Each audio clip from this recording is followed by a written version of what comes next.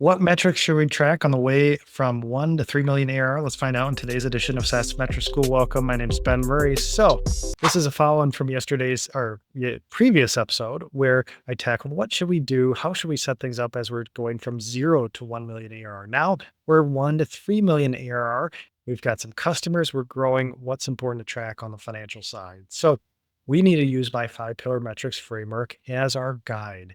So, in my metrics framework, pillar 1 is growth, pillar 2 is retention, pillar 3 is margin, pillar 4 financial profile, pillar 5 efficiency. So pillars 1 and 2 are very important at this stage. 1, growth.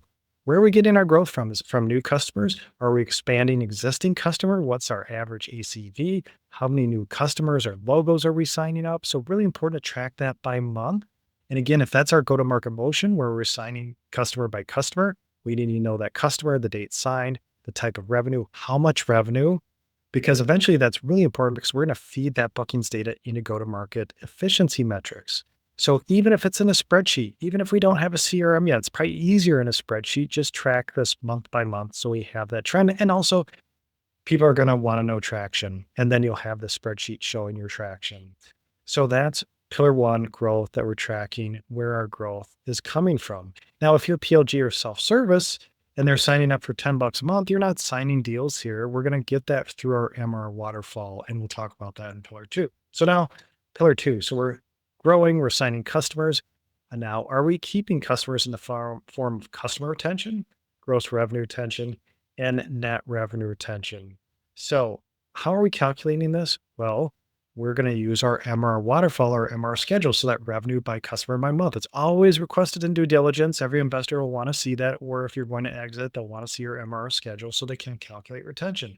So now we need to translate all that invoice data into an MR schedule, which is revenue by customer by month, which then we can create an MR waterfall, which shows our beginning MR balance, new, expansion, contraction, churn, and our ending balance. And from there, we can calculate retention properly. We can calculate customer, gross revenue, and net revenue retention. Now, it's really important when we're invoicing customers that we're tracking these invoices and we know subscription start date. So if we have a subscription model, we need to know, all right, the amount invoiced, the customer or the customer ID, the subscription start and end date. Really important for any type of recurring revenue that has a start and end.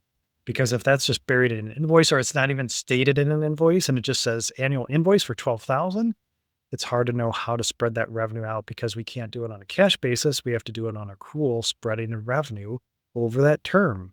Really important. And I'm actually going to have a SaaS Metrics bootcamp, a retention bootcamp coming up May 28th. If you happen to be listening to this before that, I'll put a link in the show notes to sign up for that. So pillar 2, retention. So 1 to 3 million, we're tracking growth, we're tracking retention.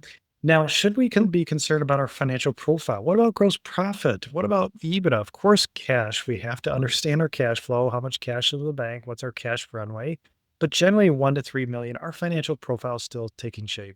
I've seen some companies where they're running 90% gross profit because really they just have hosting costs like Amazon. No tech support yet, no customer success. They don't have any onboarding. And I've seen others where it does take a little bit in the COGS, in the delivery revenue to deliver on that revenue.